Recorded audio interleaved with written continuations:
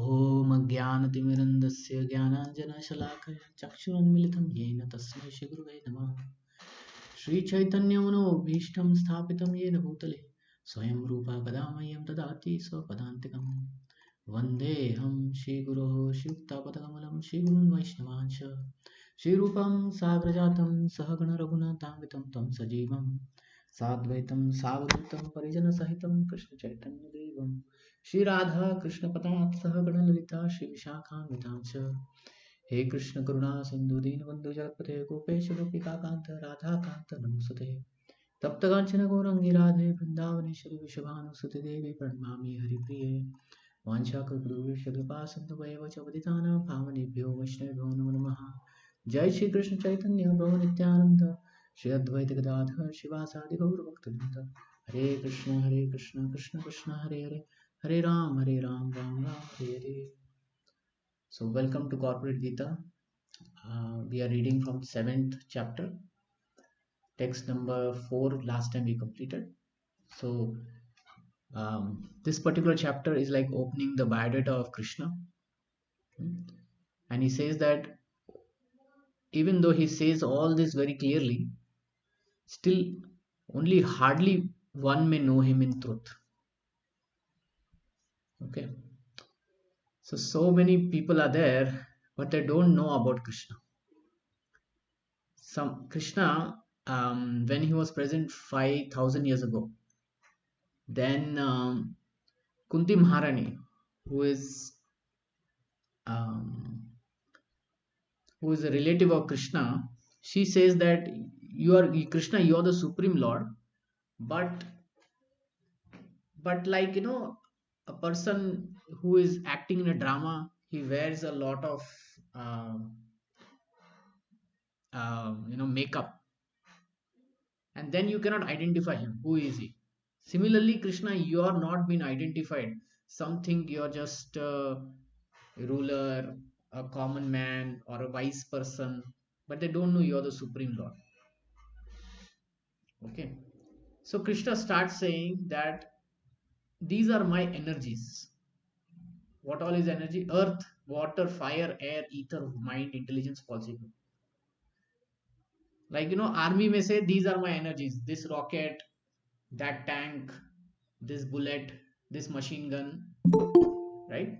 So it will say these are all my energies.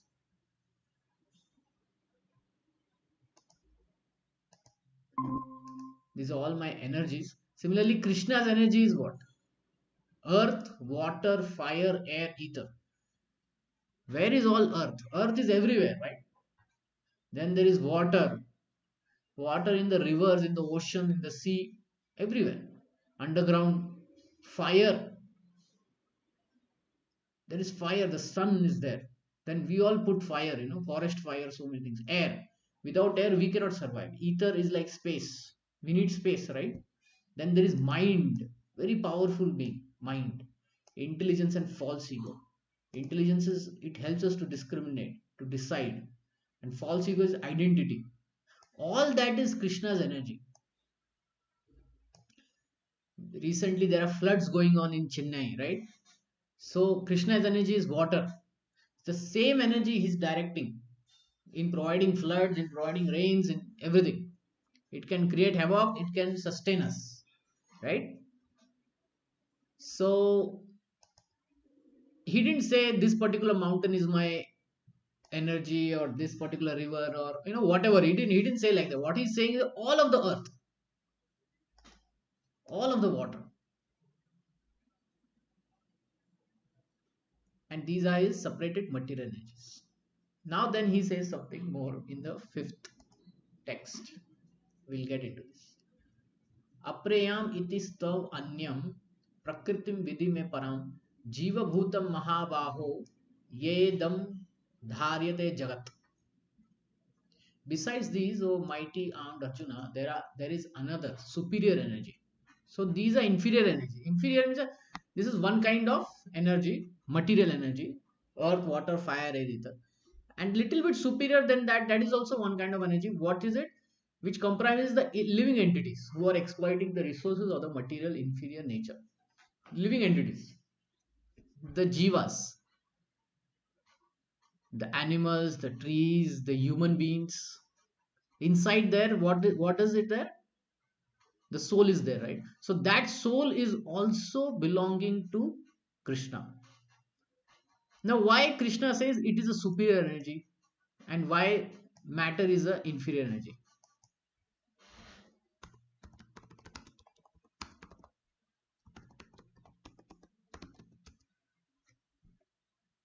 Prabhuji, because living things have consciousness. Okay, consciousness is Matter, one answer. matter Yes. is like gross. Hmm. Anything more? Soul has consciousness. Okay. Matter is dull.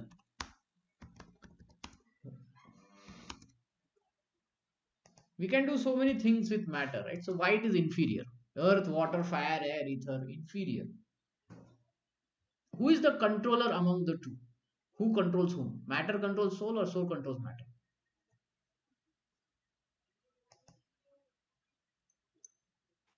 Matter controls the soul. No, no, no, no. The soul controls the matter.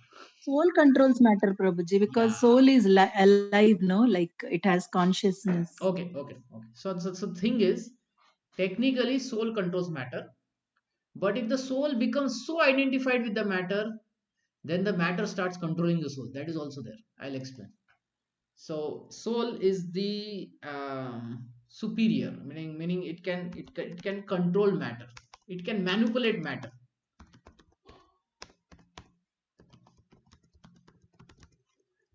See, with the earth, we can make buildings, we can make something out of it. Water, we can use it. With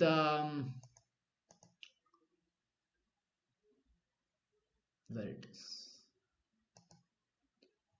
Hmm.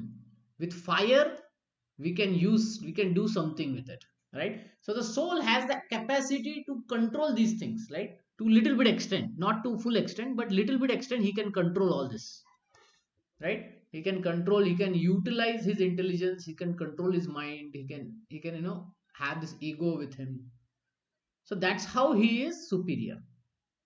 Now the other question is, how can matter control the soul? So with these three things, the matter will control the soul, the mind, the intelligence, the false ego. We hear about so many people, they have uncontrolled mind.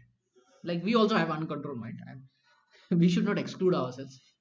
So when our mind become restless, what the mind is telling us, we do that, right?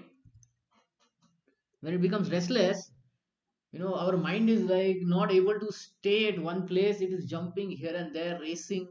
Then it becomes very difficult for us to focus on our work, to focus on anything. Yes or no? So Yes, Prabhu, that's yeah, correct. so even though the soul may be stronger and it controls the mind, but the mind also has a capacity to control the soul. When that happens when the soul is just a minute. When that happens, when the soul is fully identifying this, because of this false, it's called false ego. It identifies with these elements, then whatever happens to these, it will affect him. How does that happen? I'll give you an example. Suppose somebody has a car and is driving in the car and he meets an accident. We have heard this example. He meets an accident, but he is unhurt. He is unhurt. Okay, nothing has happened to that person, driver.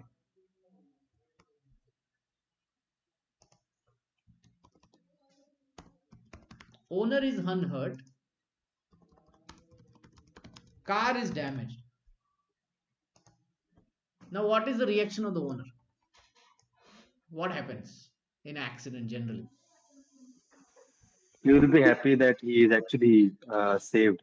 He is unhurt. Okay, that is one reaction. What is general reaction? What do you see in the road? If someone hits another person, what happens? Do both of Yeah, them they think have a start fear? fighting. Yeah, start fighting. Why they start fighting? What they say first thing? You damage my car. So, Hmm. My car. Okay, my car. That is that is the identification. This is my car. You hurt my car, you hurt me. Getting? So because he's identified too much with that, the owner is also hurt. Yes or no? Yeah. Now, second scenario, car is rented. Now you tell me, owner is unhurt. Will the owner feel hurt? Not that much. Not that much. He said, fine, Yeah. fine, this is a rented car. I don't care. I am okay. Yeah. Right? Because ultimately he will say that I will pay whatever damage Yeah, the happens. rental insurance company will take care. It has its insurance and they will take care. I don't have to worry. So this is called detached identification. So if we have this idea that our body is also rented, then we can become detached. Getting? Isn't our body rented? Is this body forever? Let me ask you this question. Is this body forever? No, right? One No. day we have to give up No. this body. At the time of Mm. birth, we took this body. Then our parents gave us some name. They sent us to school. We grew, we took education, we did this, that. We started working, had family. One fine day, we have to get out of this body also. So the soul, how much he identifies with the body, that much the pain will be there associated.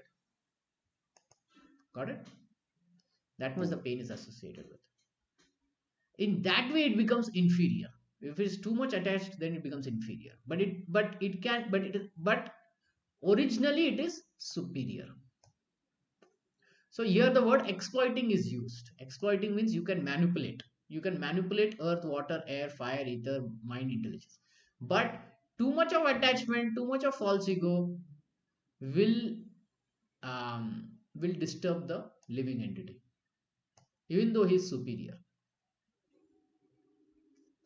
Okay, let's get to the verse. Here it is clearly mentioned that the living entity belongs to superior nature of the Supreme Lord. The inferior nature is matter manifested in different elements, namely earth, water, fire, air, ether, mind, intelligence, and false ego. Both forms of the material nature, namely gross, earth, etc., and subtle, are products of the inferior nature.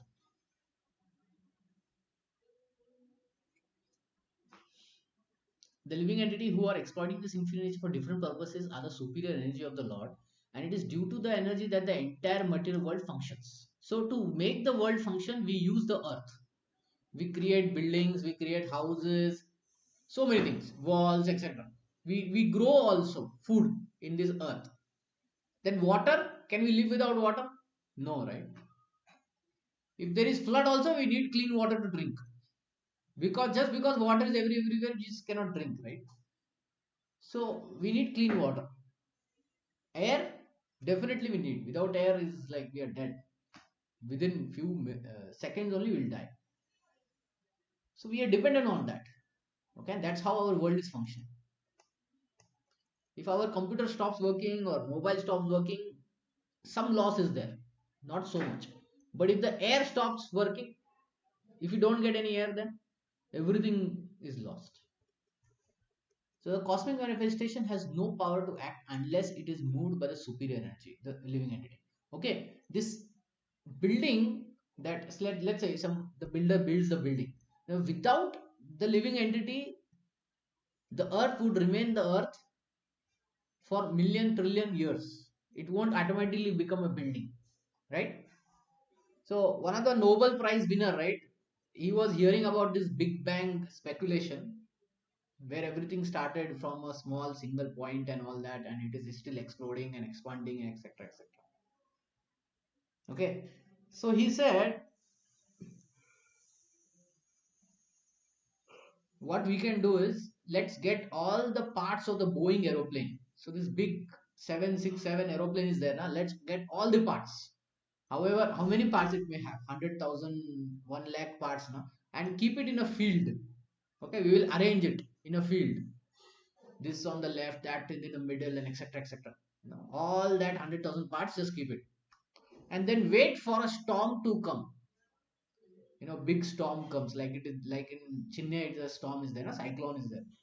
And after the cyclone, let's see if if we see a Boeing aeroplane, it's in that place. What is the chance of getting a Boeing aeroplane? Can you tell me? Very less. Zero. It just cannot happen. So, Almost. so Yeah. he's saying that the Big Bang speculation that you are doing, theory that you are bringing up, is not is not possible only. So it's actually a speculation. It is not a theory. Hmm. Okay, it's Exactly. just a speculation. Like this, there are few other theories also of how the world began and all that. But Big Bang has the highest number of democratic votes. Hmm. So therefore, we are being taught in the school. So, Yeah. so the point to mention is that things don't happen on their own. They happen because a superior energy comes and act on the inferior energy, which is matter. Then things will start moving. Without the driver in the car, will the car ever move? No, right? So unless a superior energy comes and then controls it, we can't get any result. So, so this is where today's science and religion scriptures, they differ. Science says there is laws working and they are working on their own. Scripture says there is law working, but there is a lawmaker behind him and he is hiding. In Bhagavad Gita, Krishna says this: I am hiding. Maybe in some few other verses he may say Pearl. Yeah. So in the seventh verse, when we read, we'll get to this point where it says that Krishna says, there is no truth superior to me. Everything rests upon me as pearls are strung on the thread. So in a pearl necklace, right, what is not seen is the thread. Yes, I'll just show you a pearl necklace.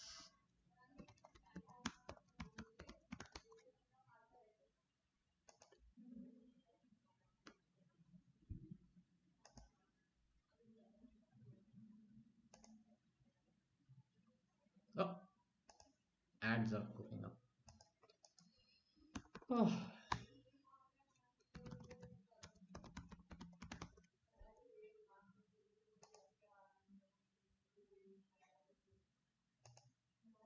In this necklace, what is not seen?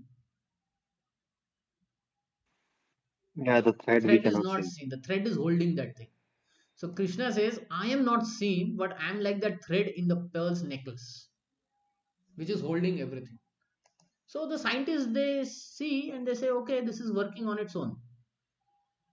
Okay, but the But scriptures say that here, yeah. here we can also add think in a way like if you dig deep, like if you try to your necklace is there. If you try to search it, okay, you will be able to see the thread. Hmm. Okay, so similar way, if we try to explore our scriptures or like Yes, whatever exactly, we have, exactly. then you will be able to understand the Lord. Yeah. See, even if they don't access the scripture now,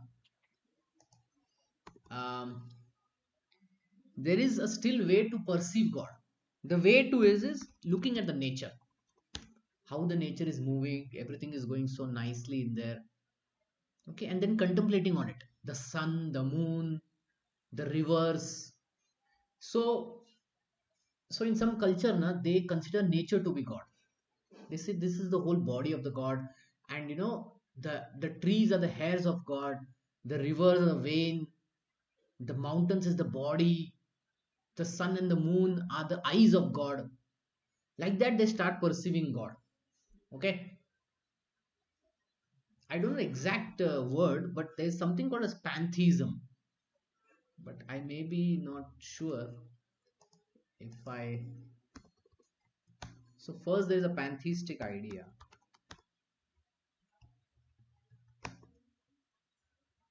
Yeah, identify God with the universe. So first, there is pantheism.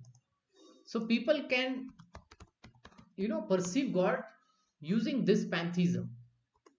Okay, and then later on they can question, yes, there is somebody behind him, and that's a person. Even before person, they can come to conclusion that there is energy, some energy working on. So they can have some impersonal realization that energy is working. Just like oxygen, air is moving, some energy is moving. Then they can come to higher realization that there's a person behind it. Energy cannot move on its own. So here they get personal realization.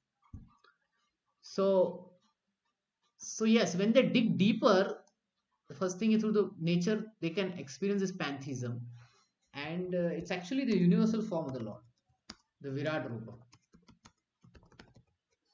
So this is recommended for some people who cannot come to the platform of a person. So they are told, okay, worship the nature, focus over there, and then through pantheism they try to perceive the supreme. Then there are some who think everything is moving, but energy is moving. So for them it's a formless energy. So that is impersonal understanding. But then they understand there's nothing formless will only work with if there is a form. So then they have personal realization. So like this, they grow. So so yeah, so we are a little bit slow So today. here we Hmm. have one thing like I want. So in the pantheism, I have one problem. Like when you just explore the nature and try to find out the Lord, you will actually find out multiple lords, multiple gods. Okay, like if you for example, if you are just looking at the city where right, like I'm living in the Rajasthan. So if you get now here the controller is the CM of the Rajasthan. Then you go to Delhi, the controller is the another CM of the Delhi. But Yes, when you yes, to, yeah. to So find out so the real God, you have to know like who is yeah, the yeah, supreme person. agreed. See, in pantheism, like in some culture, they worship the sun and the moon. In some culture, they worship the ocean. Like those who live on the coast, na, they worship the ocean. The Mm. farmer, he worships the clouds, the rain.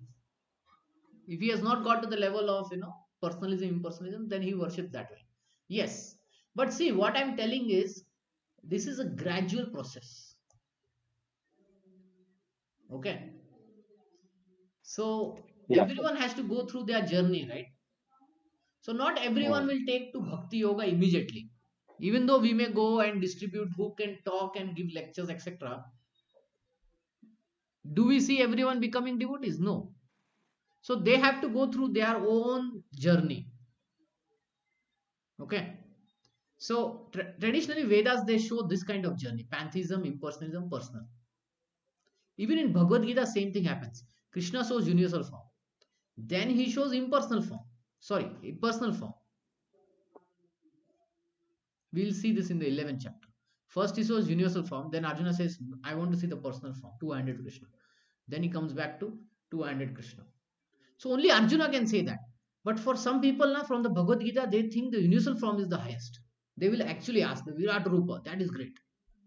For them, they want greatness. So therefore they will go there. They are not ripened enough to understand the sweetness of the personal.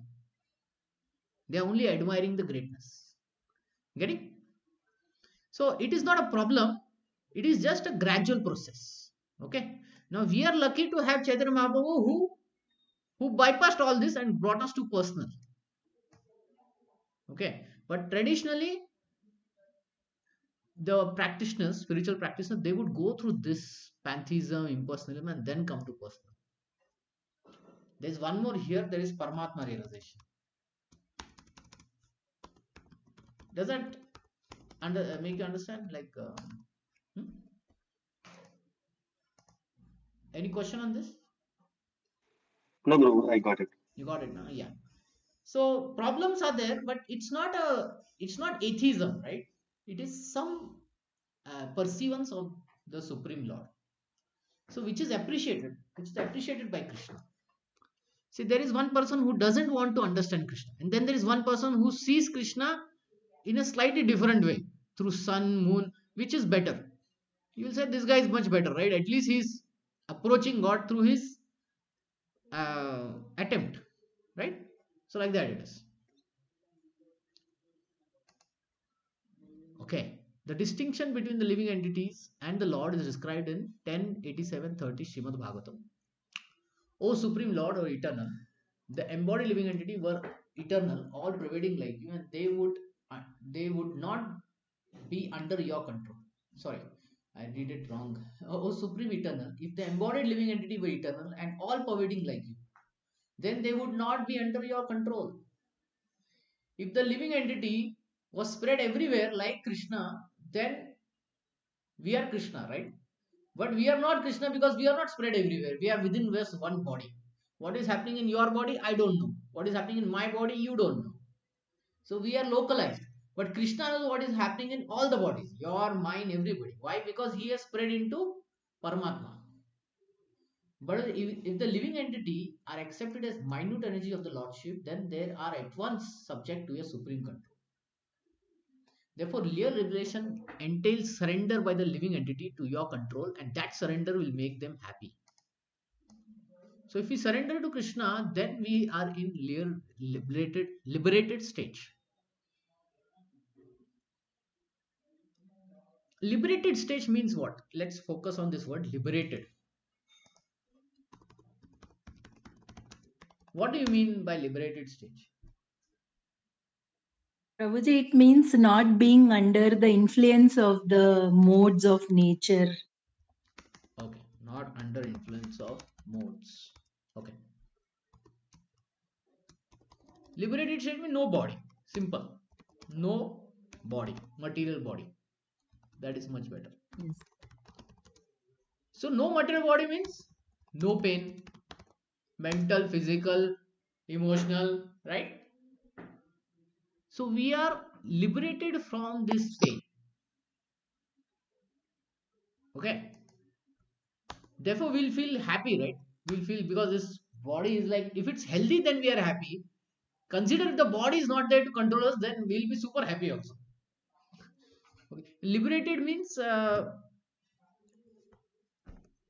be kind of free.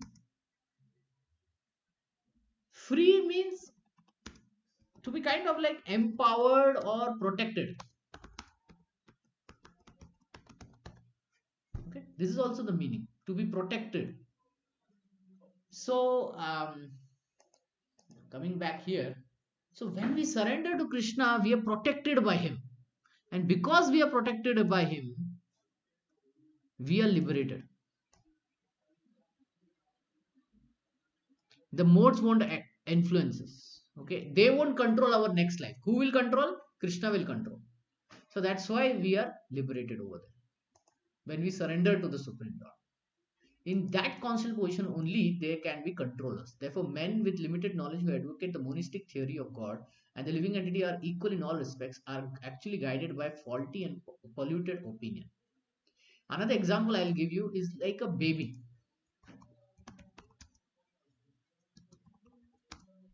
When the baby feels liberated, when it is with his parents, right? Especially with the mother. Why? Because it is free from all kinds of pain. If he has some pain, mother will take care. He's protected by them, right? So he may feel liberated. Like that. So even though we may have a body, but if we are surrendered to Krishna, then we'll feel liberated. Just like a baby will feel happy and liberated. The Supreme Lord Krishna is the only controller and all living entities are controlled by him. These living entities are his superior energy because the quality of the existence is one and the same with the Supreme. So living entity is same with the Supreme. Satchit Ananda Vigraha. Eternal. The soul is eternal. It's full of bliss. It's full of knowledge. Just like the Supreme Lord. Only thing is we differ in we are never equal to the Lord in quantity of power. Our quantity of power is very small compared to the Supreme Lord. He can control universes. We can control what? We can control little bit only. Even what goes inside our body, do we control? No. Who controls it? The body is working behind it, right? What goes inside the body, that we are controlling. After going inside, are we thinking, okay, now I need to release this kind of chemical, that kind of chemical, okay, now I need to digest it. in small intestine, it will go into big intestine like that. Do we do that? No. So our control is very small.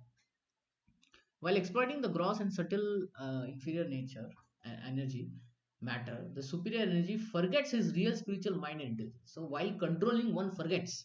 It's like playing a video game. At the start, he knows that the video game is just a game.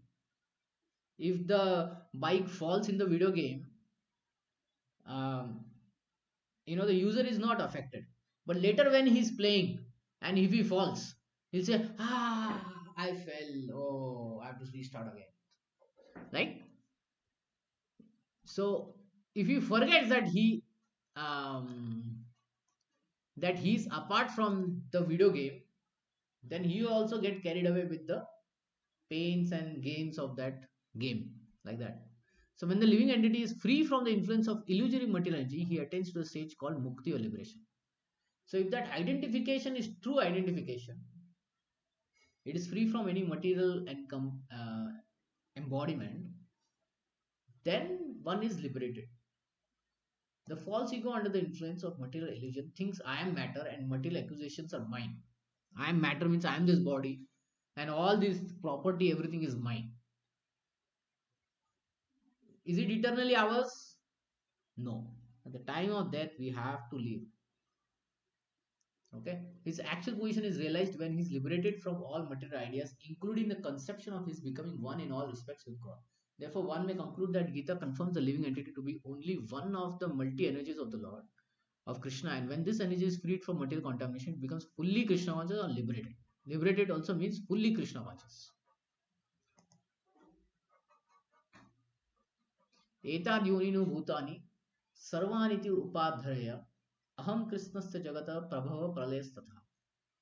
All created beings have their source in these two natures, material energy and spiritual energy. Of that, all material and all that spiritual in the world, know for certain I am both the origin and the dissolution. So where is this material energy coming from? Krishna. Where it is going back? Krishna. So Krishna is confirming that I am both the origin and the dissolution. Everything that exists is a product of matter and spirit. Spirit is the basic field of creation and matter is created by spirit. Spirit is not created at a certain stage of material development. Okay, the soul is eternally living. It is not created.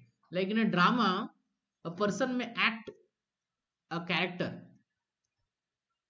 Okay, so at that point he has to wear the dress and everything. Okay, the actor has to do that.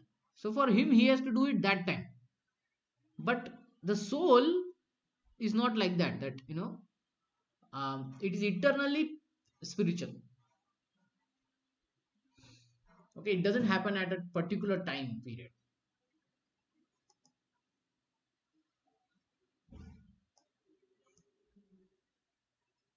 Rather, the material world is manifested only on the basis of spiritual energy. This material body is developed because spirit is present within the matter. At the time of death, the soul leaves, so the body is dead. A child grows gradually to boyhood and then to manhood because of the superior energy. Spirit soul is present. Similarly, the entire cosmic manifestation of the gigantic universe is developed because of the presence of the super soul Vishnu.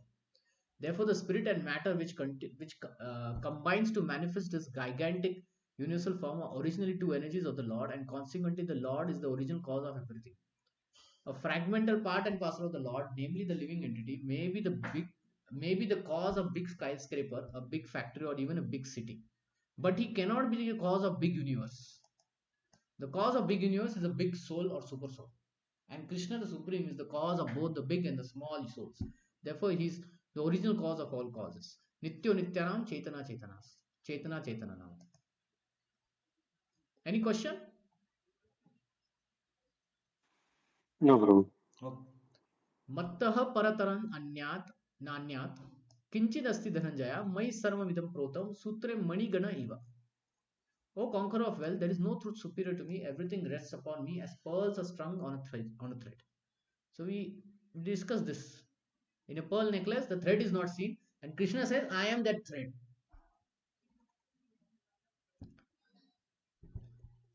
In a food, what is there which is not seen, but it is there. Salt, Prabhuji? Yes. And without the salt, can we eat the food? No, No. right? We need the salt. So like that it is, you know. Krishna will say, I am salt. We need the appropriate amount of the salt. That also If we the need salt is, appropriate. Yeah, not too much, not too little. Anyway, that yeah. what I meant is that salt is not seen, but it is there, which makes the food tasty. There is a common controversy of whether the supreme absolute truth is personal or impersonal. So, personal means he's a person, okay, with form, emotions, feelings, etc. Impersonal means it's like an energy, just like a sky. Does the sky have any form? No, right? It is just spread. It is just spread from east to west, north to east.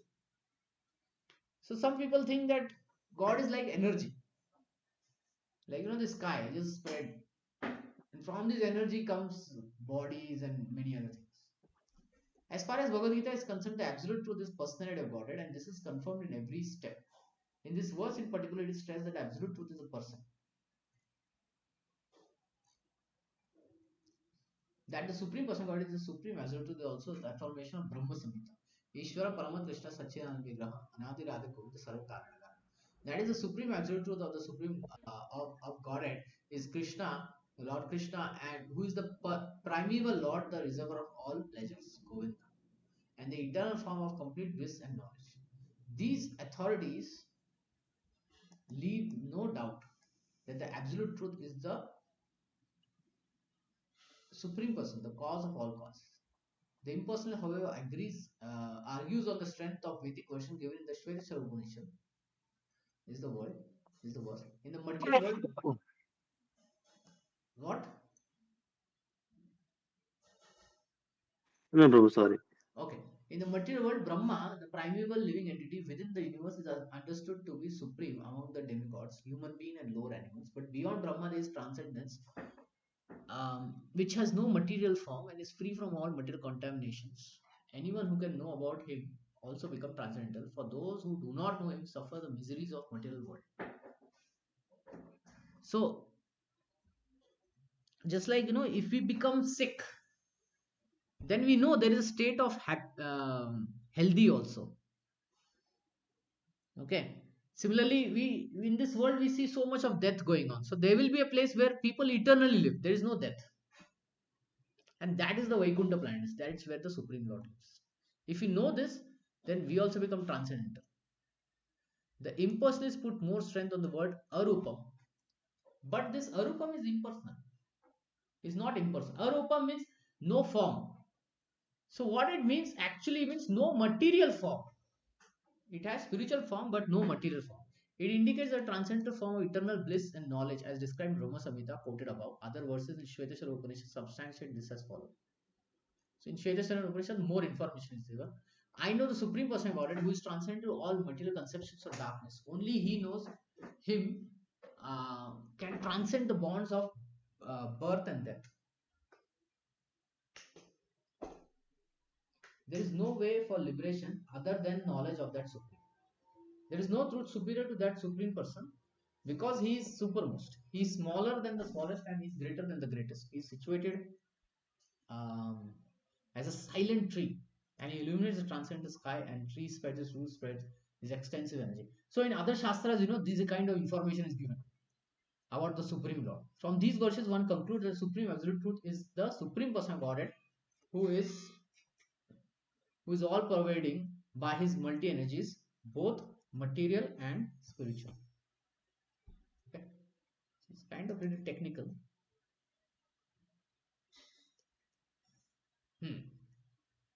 Now Krishna gives something very specific now. Now he starts giving very specific information. What is it? This is the pantheistic idea, okay? Rasoham apsu kontaya prabhashmi shashi surya pranavah sarva vedeshu shabdakehe paurusham nishu. Oh son of Kunti, I am the taste of water. What is the taste of water? Sweet, sour, what it is?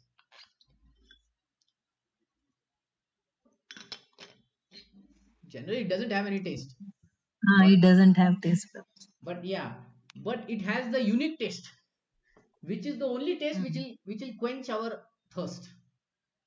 Right? Even if we take a juice, it may not quench until we take some water. Then we'll say, okay, now I am happy. The light of the sun.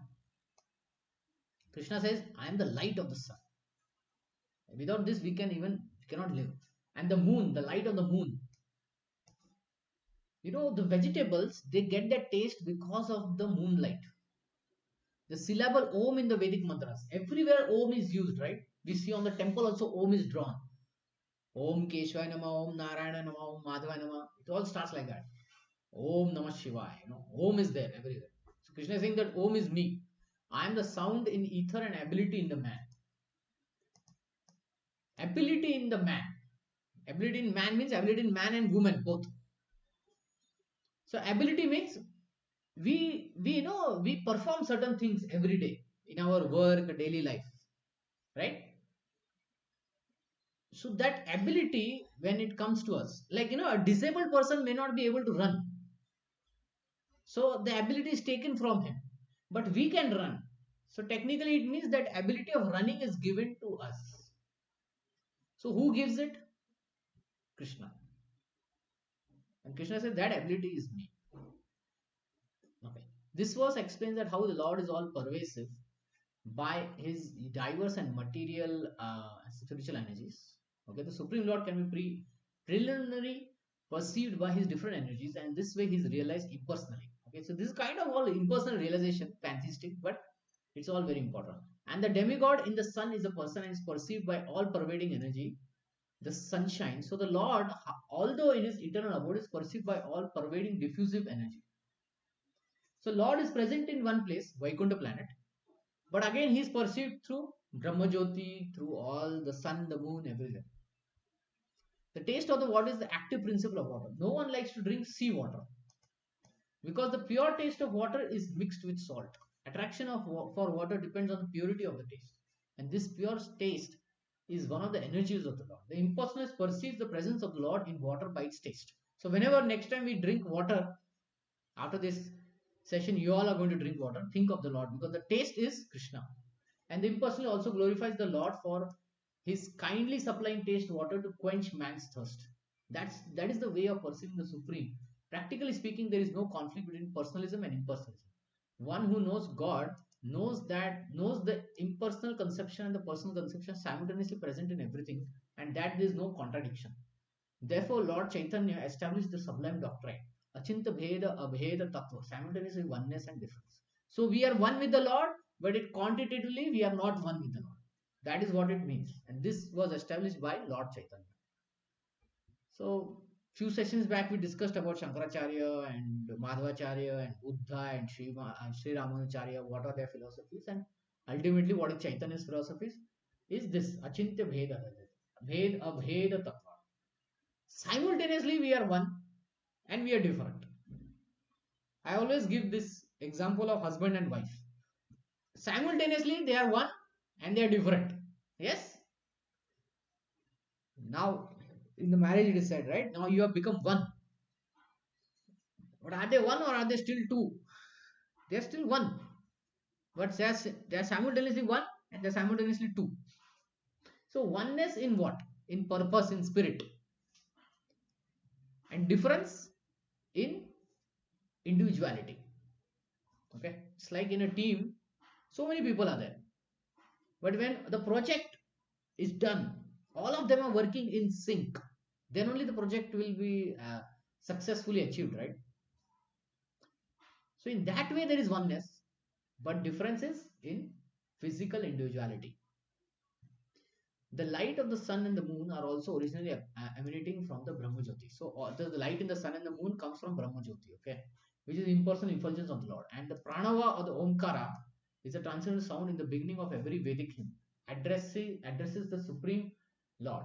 Because the impersonalists are very much afraid of addressing the Supreme Lord Krishna by his innumerable names, they prefer to vibrate the transcendental sound, omkara, om. But they do not realize that Omkara is the sound representation of Krishna. The jurisdiction of Krishna consciousness extends everywhere, and one who knows Krishna consciousness is blessed. Those who do not know Krishna are in illusion, and so knowledge of Krishna is liberation, and ignorance of him is bondage. So the more we know about Krishna, the more we'll become liberated. This is Krishna's guarantee. One who knows him in truth, he will take him back to God.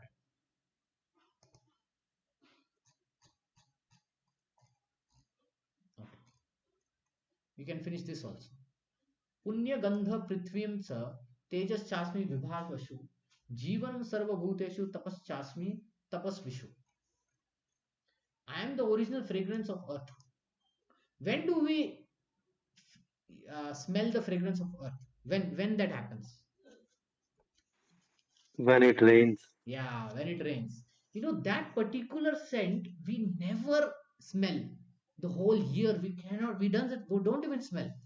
But in the very first rain, that smell comes. Nowadays we are surrounded by buildings and all that, so we may not be able to smell it, but sometimes when you're on the ground or in a village now, you can smell this fragrance of the earth. And I'm the heat in fire. If there is fire, it has to have heat. Okay, I'm the life of all that lives.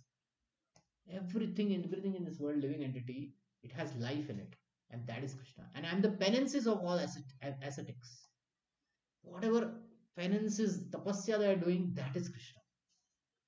Punya means which is not decomposed. This is a meaning of punya. That is not decomposed. Punya is original. Everything in this material world has created certain flavor or fragrance as the flavor and fragrance in a flower, earth, water, fire, air, ether. Okay.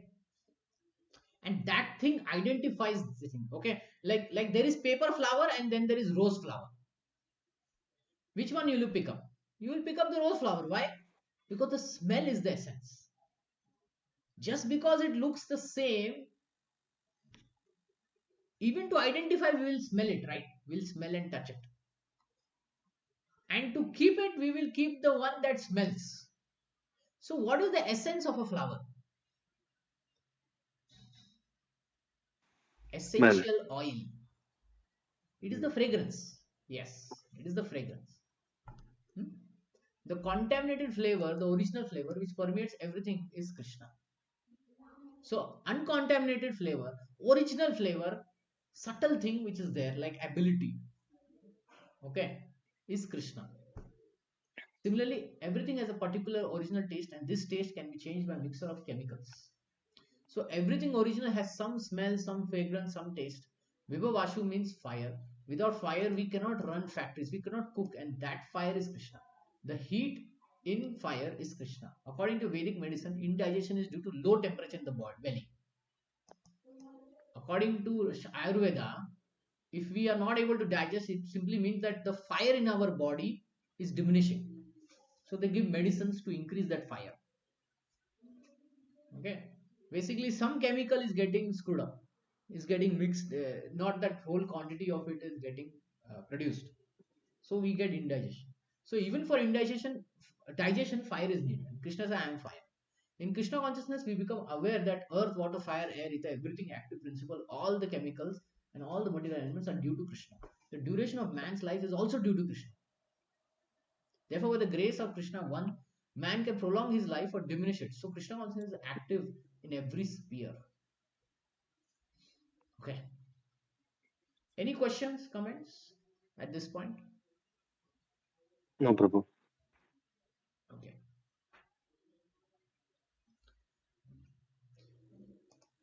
We will, yeah, we will stop here. 7.9 only. If there are any no questions, then we'll stop. Okay.